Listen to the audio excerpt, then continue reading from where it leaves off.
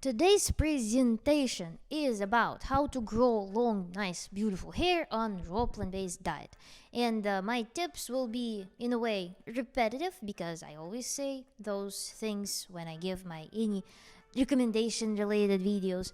But I also will show you other things, what to do with your hair to ensure that they grow well, and I will show my hair care kit that I have been using for like 3 or 4 years. So all my hair is grown with that hair care protocol. And actually on raw plant-based diet. So almost all the length of my hair is now raw vegan. So let's start. First is of course nutrition. Starts from within. So we want our hair to be elastic such that it's not brittle.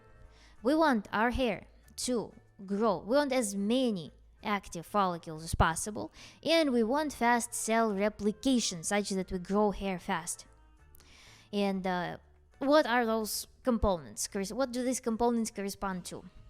To make hair non-brittle, we need to eat a lot of foods containing biotin.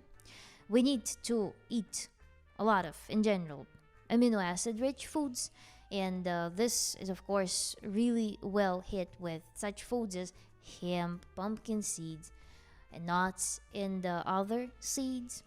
Then, when we talk about that we want to have as little dormant follicles as possible, we need to keep our hormonal health in check.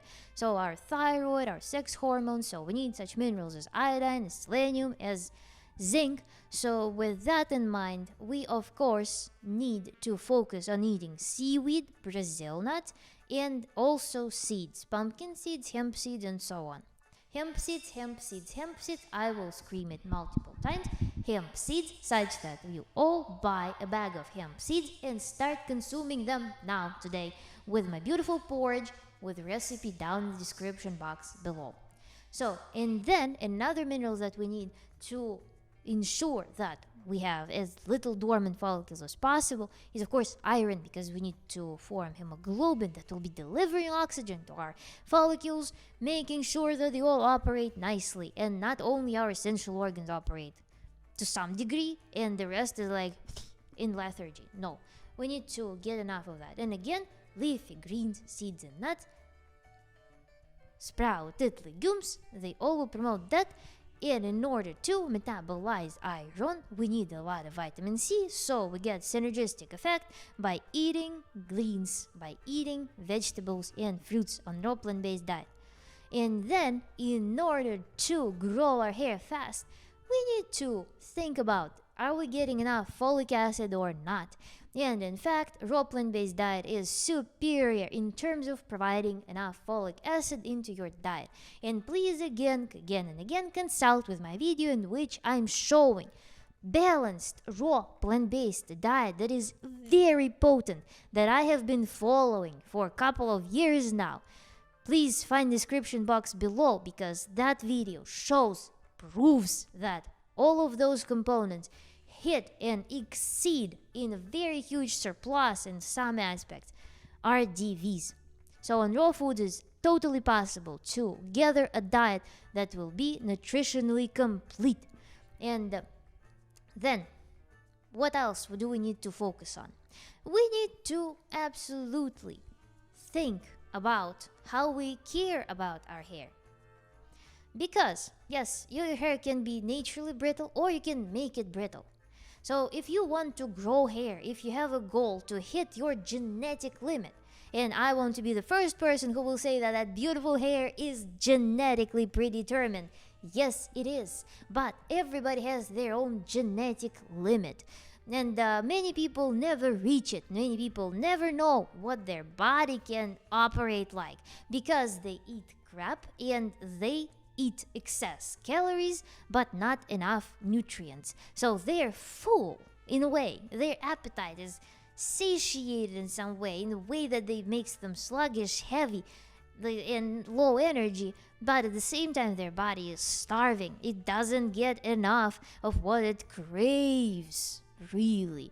All those masked cravings and so on and so forth. So many people never hit the genetic limit, and we need to work on that. And so with that in mind, also, I forgot to mention something: vitamin D. Vitamin D is super important vitamin that I'm surprised how many people are unaware of its importance. In New York State, I barely meet people who eat vitamin D 9 months out of the year when we do not have any sunshine. Or we're like go all bundled up. And what media tells us that put SPF everywhere, even if your office is near the window, because those rays of that celestial body are going to penetrate through the glass and age your skin. And nobody thinks that we are born not on Pluto. Our species originated on Earth, and somehow, among other species, we are not. I don't know if we're unique in that regard. We learned to, with our naked, almost hairless. I can't say that I'm hairless. With almost hairless body, we learned to synthesize vitamin D. So getting under the sun, getting sun exposure is incredibly important. But the safety measures that everyone must take going under the sun, because many people burn like first 3 minutes they've been under the sun because it's inflammatory reaction. You need to eat anti-inflammatory foods and foods rich in vitamin A precursors, because this is what forms the pigment to ensure that we get tan.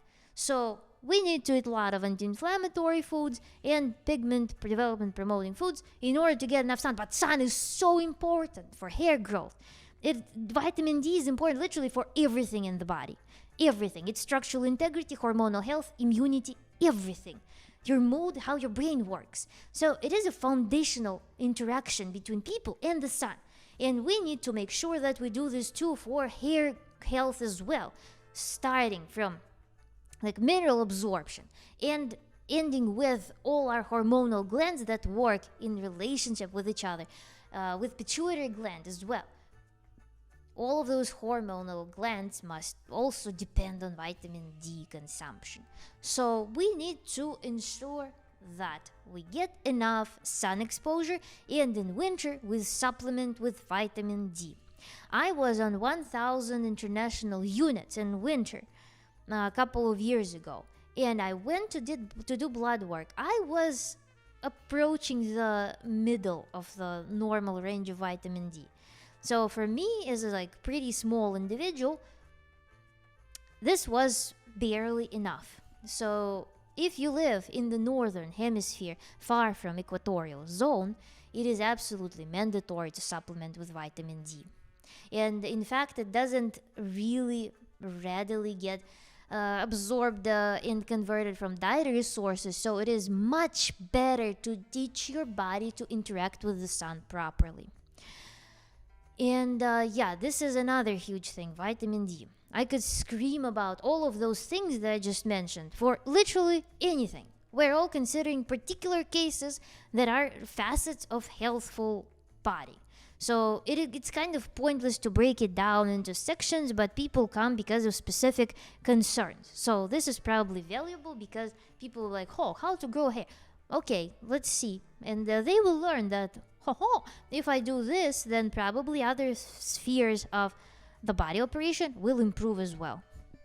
So that. And now we're moving on to the hair care protocol. I am such a not lazy person. I'm essentialist in a way, because I have so many things that I want to do that anything that is kind of not worth it in terms of time and money spent per result that I achieve, that I found out that with hair care, the simpler the better.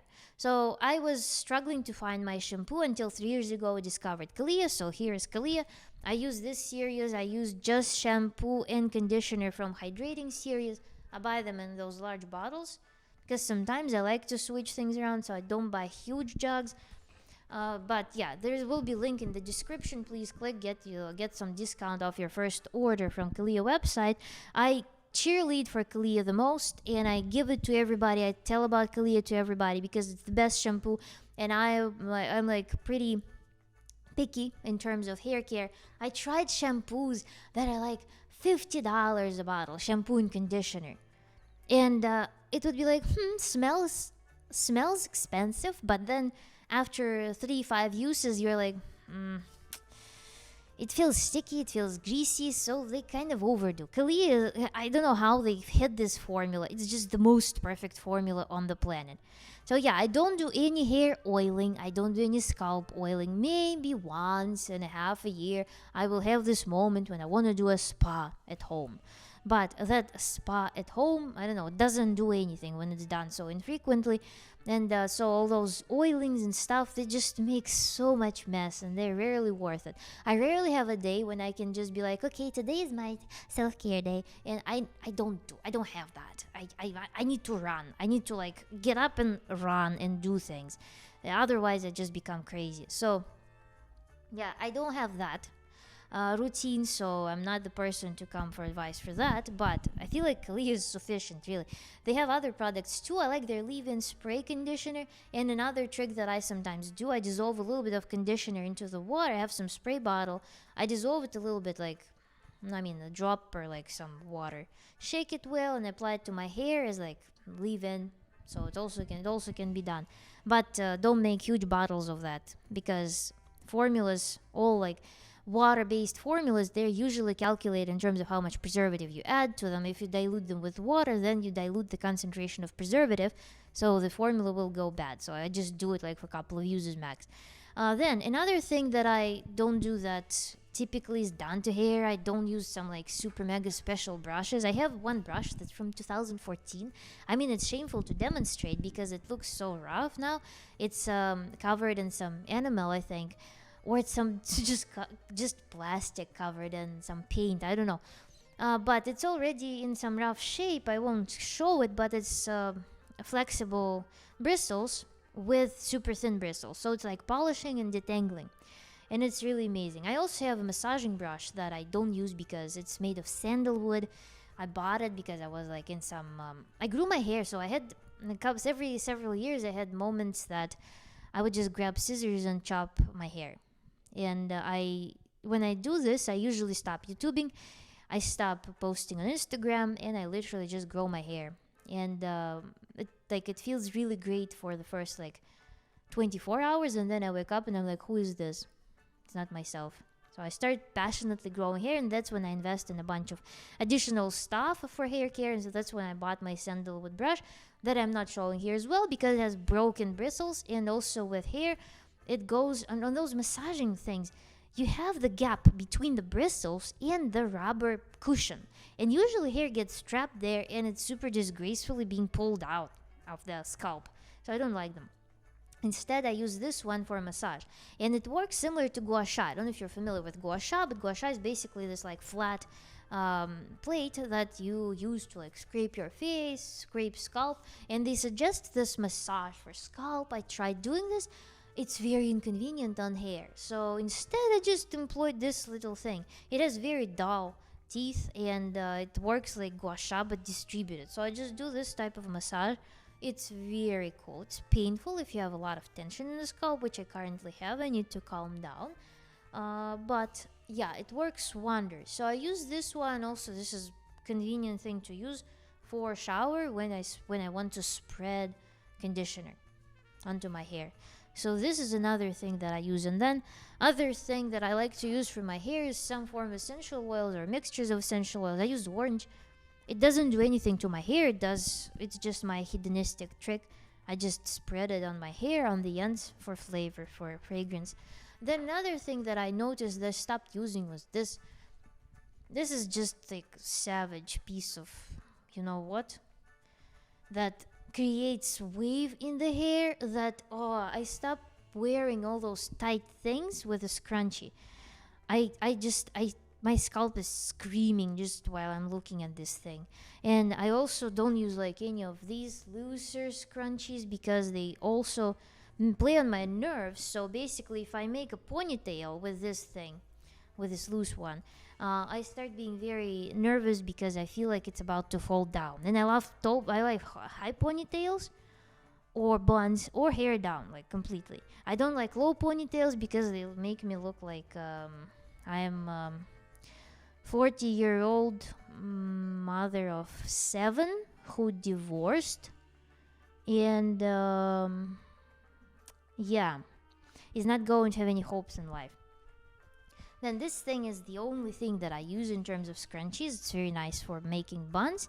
And my favorite thing, of course, it's not as aesthetical as good old scrunchie, which you can hide things under, but I use this for everything, especially for fixing the buns, because this doesn't create those buns that make you foxy eyes by pulling your hair so strongly. And yeah, it's just very comfortable to wear, in fact, except for when you put it close to skin and then this plastic digs into the skin. That's when it gets painful, but carefully used for buns, very nice. Then, what other things? Let me think. What else do I do for my hair? Rinsing it with cold water, of course, after washing is amazing. And also, another thing I wanted to mention is that I don't do anything related to extend the period between the hair washes. I tried this, dude. It's terrible. I don't know what the logic is behind it. So, literally, how it happened, right? I was a child. I was this innocent, beautiful child. And one day, my body decided that it's time to turn into a woman. So, when I was a child, my hair was washed once a week. Mainly because I would be like with all the sand, dust, and stuff wherever I was rolling in my childhood. And then when my puberty went into some super bright stage, one day I just wake up and I realize that A, I stink, and B, my hair now becomes greasy day number 2 after washing. So my hormonal level just changed to its adult state. And so, without changing anything, without changing shampoo, without my personal initiative to wash hair more frequently, literally, my hair washing frequency followed the needs of my body at that point. And then I went to very short hair. I wore very short hair for 7 years, and I had to wash my hair every day just to style it. So, this is my rhythm. 2 days. I need to wash every 2-3 days, depending on the phase of the cycle. Because when estrogen drops, that's when it's drying, properties stops, and you start operating at like a more masculine fashion, I guess. So your oil sebaceous glands start freaking out. So it eats up one day of. You have to wash it one day earlier, but yeah, it's to me this is some ridiculous idea to suddenly revert back to washing your hair super infrequently, breeding all the oils, breeding all the bacteria, breeding all the whatever other people can have on their scalp. People with like yeast probably have something crazy crawling around. I don't know. So basically, yeah, I was watching those tips and like, wear a hat. Stay home. Don't leave your bed that day. Just so basically have a miserable effing week, and just for the sake of not washing hair, no thanks. No thanks. Quality of life is the most important thing. So I don't do that. I wash my hair as I always do every 2 to 3 days. It's for comfort, for breathability. And another thing that you see, my hair is very wavy. Here's my hair. My hair is very wavy, and I don't do curly method, even though I understand that I might have benefited from that. But I love brushing my hair, and I don't mind this frizz because it kind of looks like beach look. Especially when some of the locks they kind of like stick together, some of them are frizzy. So all this diversity creates this messy, lively look, which I absolutely admire. So yeah, those are the things that I do and don't do for growing my hair. And yes, genetics. But I know that stress, I know that lack of sleep, I know that lack of movement, I know that not eating, for example, such things as flax seeds, eating too much sugar, eating all of that crap can really heavily influence the rate of hair growth and also increase the rate of hair fall. If again you live in some permanent stress also pulls nutrients, pulls nutrients from what you eat to cope with the consequences of stress, with body responses to stress. So minerals, vitamins will fly out of you. If you eat lots of sweets, same thing happens. I'm talking about refined sweets, I'm talking about sugar, syrups, and stuff like that. So if you receive sweet taste, sugars elsewhere, not just from fruits, then it's a problem that needs to be addressed and you need to work on that. But yeah, just principles of healthy lifestyle and well balanced raw vegan diet forever. It's amazing. So yeah, this is where I will conclude. Reminder: hemp, pumpkin seeds, sunflower seeds, almonds, leafy greens, actually silica containing things too, like cucumbers with skins, fruits, vegetables rich in vitamin C, and seaweed.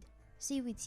Please check the description box below for links for some promotional offers, and subscribe to my channel, like this video if you liked it, and share it with others who may be concerned with the issue.